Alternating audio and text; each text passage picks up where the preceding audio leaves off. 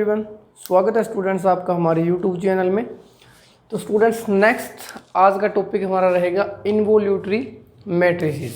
तो involutory matrices क्या होती है वो सबसे पहले तो डेफिनेशन कर लेते हैं, फिर इसकी कुछ इंपॉर्टेंट प्रॉपर्टीज़ करेंगे जो हमें क्वेश्चन करने में हेल्प करती है। Definition, A square matrix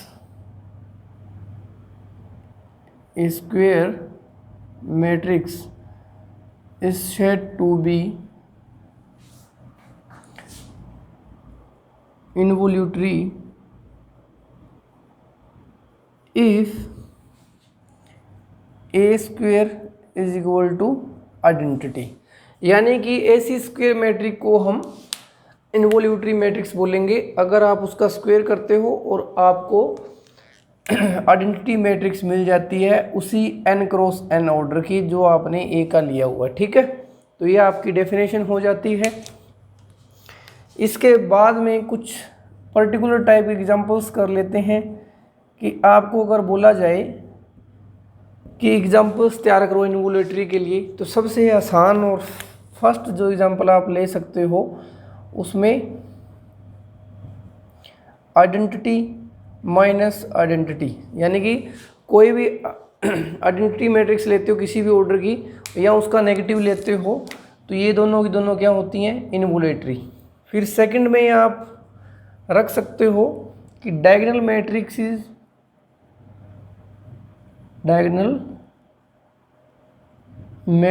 with diagonal entries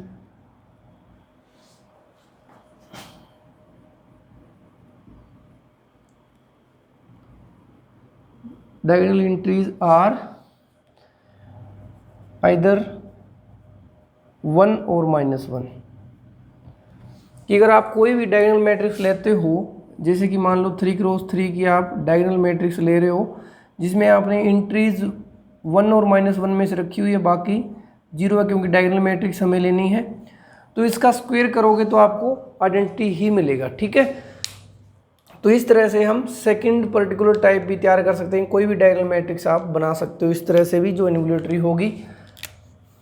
third इसमें पर्टिकुलर टाइप है कि अगर आपको कोई भी पर्टिकुलर ऑर्डर की मैट्रिक्स बनानी हो, जैसे कि अगर हमें 4 क्रॉस 4 की मैट्रिक्स तैयार करनी है जो इनके अलावा हो, तो हम क्या करेंगे, जो ये हमारा नॉन प्रिंसिपल ये डायगोनल होता है 0 0, अगर मैं यहाँ ए ले रहा हूँ तो ये एंट्री मेरी क्या है, फर्स्ट रो और फोर्थ कॉलम। तो हम क्या करेंगे, जहाँ आप नॉन जीरो एंट्री, हम इस नॉन प्रिंसिपल डायगोनल में एंट्रीज पुट किया करेंगे। 1/4 है तो इसका उल्टी पोजीशन क्या होगी, फोर्थ रो फर्स्ट कॉलम, उसमें हम इसका रेसिप्रोकल रखेंगे। यानी कि यहाँ पे 0 0 लास्ट तक आते आते यहाँ क्या आएगा 1/a, फोर्थ 1 पोजीशन पे आपका 1/a आएगा। फिर इसी तरह से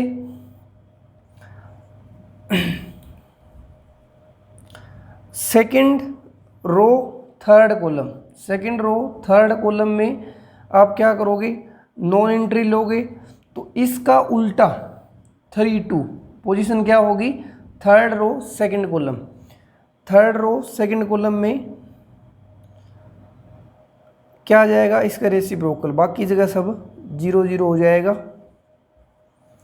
यानी कि आप इस तरह से भी एंट्रीज बना सकते हो कि आपने नॉन प्रिंसिपल डायगोनल में नॉन जीरो एलिमेंट्स रखते हैं, लेकिन इस तरह से, जैसे कि अगर आपको 3 क्रॉस 3 की बनानी हो तो 0 0 यहाँ पे ए रखोगे, पोजीशन कौन सी है, 1 3, यानी फर्स्ट रो थर्ड कॉलम।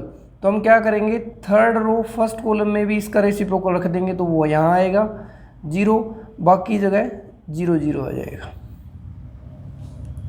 ठीक है, तो इस केस में अब यहाँ पे देखोगे तो यहाँ पे हमें एंट्री क्या लेनी पड़ेगी, 1 या -1, क्योंकि जब इसका स्क्वायर करोगे, अगर हमने यहाँ पे देखो, यहाँ पे हमारा काम चल गया था क्योंकि 4 क्रॉस 4 की थी, इवन ऑर्डर था, लेकिन यहाँ पे ओड ऑर्डर है तो बीच में एक पोजीशन बच जाएगी आपकी, ऑलवेज बचा करेगी। ठीक है, तो उसमें हम क्या करेंगे, प्लस या -1 पुट कर देंगे और हाँ प्लस यहाँ -1 ही पुट किया करेंगे, क्योंकि जब आप स्क्वेयरिंग करोगे तो अगर माइनस रखा होगा तो माइनस से माइनस प्लस हो जाएगा, 1 रखा होगा तो 1 ही रह जाएगा। ठीक है, तो इस तरह से आप कोई भी इवन या ओड ऑर्डर की मैट्रिक्स बना सकते हो, जो आइडेंटिटी और माइनस ऑफ आइडेंटिटी के अलावा या इस तरह की मैट्रिक्स के अलावा भी आपको मिल सकती है। ठीक है स्टूडेंट, हम बात कर लेते हैं मिनिमल पोलिनोमियल के बारे में। मिनिमल पोलिनोमियल, मिनिमल पोलिनोमियल क्या क्या पॉसिबिलिटी हो सकती है इनवोल्यूटरी की मैट्रिक्स के इसमें। तो हमने देखा था कि इनवोल्यूटरी मैट्रिक्स क्या होती है, जिसका स्क्वायर करो और आइडेंटिटी आ जाए। मीन्स यहाँ से आप a² - 1 = 0। अगर आपको कैरेक्टरिस्टिक पोलिनोमियल या कोई इसको एक पोलिनोमियल लेना चाहो तो आप इसको लिख सकते हो x² - 1 = 0।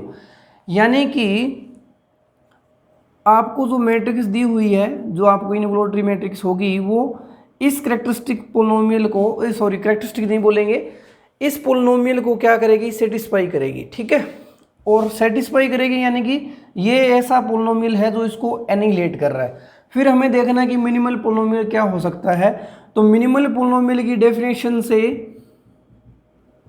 कि जो मिनिमल पोलिनोमियल होता है वो उस हर एक पोलिनोमियल को डिवाइड करेगा और उससे छोटी डिग्री का या उसके इक्वल हो सकता है जो उसको एनिहिलेट करेगा, और साथ में मिनिमल पोलिनोमियल भी मैट्रिक्स ए पुट करने पर सेटिस्फाई करेगा। तो यहाँ से पॉसिबिलिटी देखें तो मिनिमल पोलिनोमियल आपका x - 1 भी हो सकता है, मिनिमल पोलिनोमियल आपका x + 1 भी हो सकता है, या फिर मिनिमल पोलिनोमियल x - 1 और x + 1 इसमें से भी हो सकता है। अगर x - 1 हुआ तो आइडेंटिटी वाला हमने एग्जाम्पल किया था, अगर x + 1 हुआ तो माइनस आइडेंटिटी वाला हमने एग्जाम्पल किया था। ये क्या आ जाएगा, अदर देन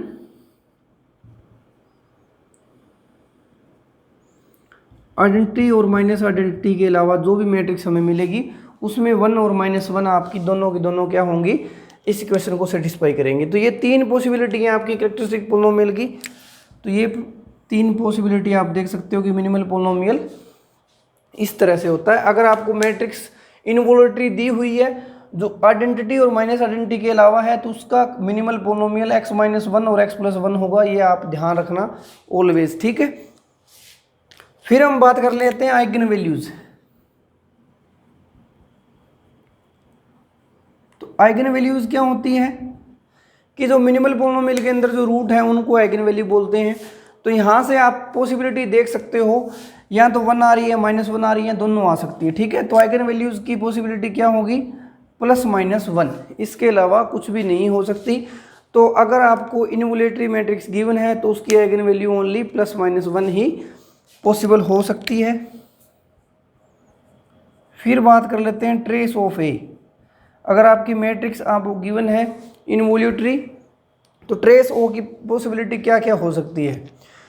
तो यहाँ से इसमें ट्रेस के लिए आप क्या कर सकते हो, पॉसिबिलिटी देखने के लिए हम क्या करेंगे कि सारी की सारी आइगन वैल्यू 1 हो सकती है, सारी की सारी आइगन वैल्यू -1 भी हो सकती है, फिर आधा आधा काम भी हो सकता है, या कुछ 1 ज़्यादा टाइम आ रहा हो, -1 कम टाइम आ रहा हो। तो यहाँ से जब सारी की सारी आइगन वैल्यू 1 हुई तो वो मैट्रिक्स कौन सी बन जाएगी, आइडेंटिटी, और उस केस में आपका ट्रेस क्या हो जाता है, n। फिर अगर -1 अगर n टाइम आए, सारी की सारी आइगन वैल्यू अगर -1 आ रही है तो आपकी जो मैट्रिक्स बनेगी वो -i बनेगी, और इसके कोरस्पोंडिंग जो ट्रेस बनेगा वो -n बनेगा। ठीक है, अब फिर आप यहीं से आगे केस देख सकते हो कि n से -n से लेकर के n के बीच में आपका ट्रेस इसका आ सकता है, इंटीजर आएगी। ठीक है, ये भी आपने ध्यान रखना है। तो ये क्या होगा, ट्रेस आपका इंटीजर होगा जो इससे इसके बीच में आएगा, -n से n के बीच में आने वाला इंटीजर होगा। जैसे कि अगर आप 4x4 की मैट्रिक्स की बात करो तो 4x4 में पॉसिबिलिटीज़ देख लेते हैं कि अगर ऑर्डर 4 है, n 4 है, तो पॉसिबिलिटी है कि चारों की चारों आइगन वैल्यू क्या आ जाए, 1। तो चारों की चारों आइगन वैल्यू अगर 1 आई तो उसका ट्रेस होगा 4, अगर -1 आई तो -4, अगर 3 आ रहा है आपका +1 और एक आइगन वैल्यू आपकी माइनस आ रही है, तो इस केस में आपका ट्रेस क्या हो जाएगा, यहाँ से 3 - 1 2 आ जाएगा। ठीक है, और अगर यहाँ पे एक, अब ऐसे कर लेते हैं कि 3 टाइम -1 आ रहा है और एक बार आपकी 1 आइगन वैल्यू आ रही है, तो इस केस में ये क्या हो जाएगा, -2 हो जाएगा ट्रेस, क्योंकि ये -1 3 टाइम आ रहा है, तो -3 फिर ऐड करेंगे तो +1 -2 हो जाएगा। इस तरह से यहाँ पॉसिबिलिटी और देख सकते हो कि 2 बार आपका क्या आ जाए, 1 आ जाए और 2 बार ही आइगन वैल्यू -1 बन जाए, तो इस केस में ये क्या हो जाएगा 0, और ऐसा ही कुछ यहाँ होगा। तो आप देख सकते हो कि जो ट्रेस है उसकी पॉसिबिलिटी कहाँ से कहाँ के बीच में है, -n से n के बीच में है। सारे के सारे नंबर हो भी सकते हैं, नहीं भी हो सकते, ये कोई ज़रूरी नहीं, लेकिन जो आपका ट्रेस की पॉसिबिलिटी रहेगी वो -n से n के बीच में ही आएगा। ठीक है, तो ट्रेस जो आपका रहेगा वो इस तरह से आप देख सकते हो कि वो -n से n के बीच में आने वाला है।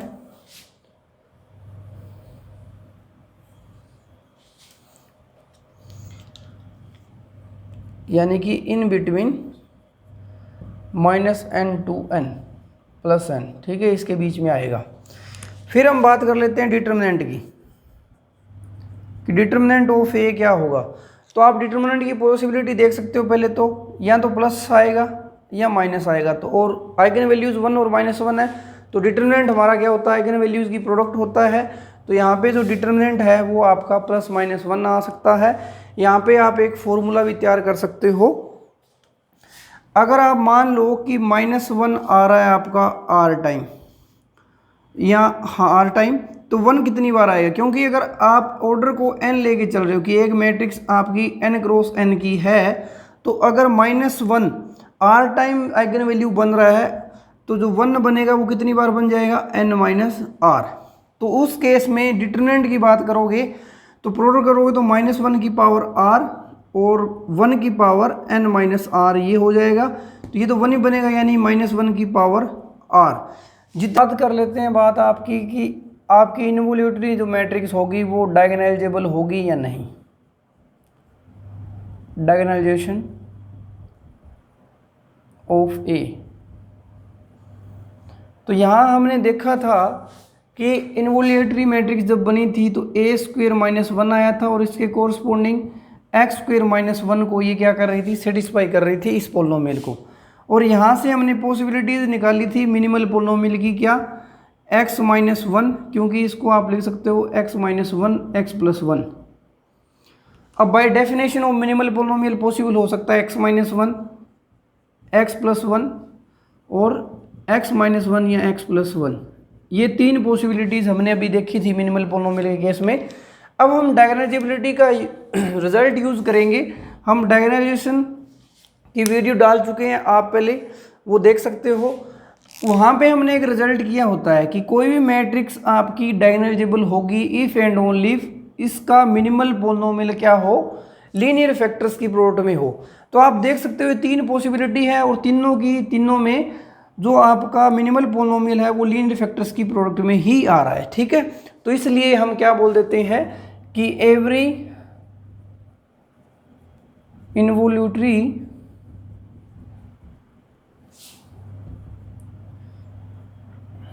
मैट्रिक्स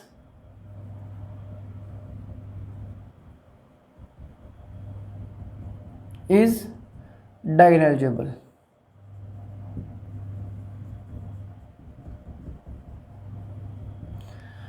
अगर डायगोनलाइजेशन की प्रॉपर्टी सेटिस्फाई होने के बाद इन्वोल्यूटरी अगर आपकी डायगोनलाइजेबल है, तो यहाँ से एक आप रिजल्ट और भी बोल सकते हो कि Jordan canonical form for a is diagonal matrix is a diagonal matrix. ठीक है, ये भी हमने डायगोनलाइजेशन के केस में किया हुआ था। तो इस तरह से हम डायगोनलाइजेशन देख सकते हैं इन्वोल्यूटरी के मैट्रिक्स का। तो ये कुछ इंपॉर्टेंट फैक्ट्स थे जो हमें पता होना चाहिए क्वेश्चंस करते टाइम, कि इन्वोल्यूटरी मैट्रिक्स को हम कैसे सोल्व आउट कर सकते हैं। और इसके बाद अगर इसकी कैरेक्टरिस्टिक पोलिनोमियल की बात करोगे तो वो आपका डिपेंड करेगा कि माइनस कितनी बार आ रहा है -1 और 1 कितनी बार आ रहा है, ठीक है। तो उसमें सोचने की वो बात नहीं है, हम मिनिमल पोलिनोमियल की पॉसिबिलिटीज़ के बारे में पता लगा सकते हैं।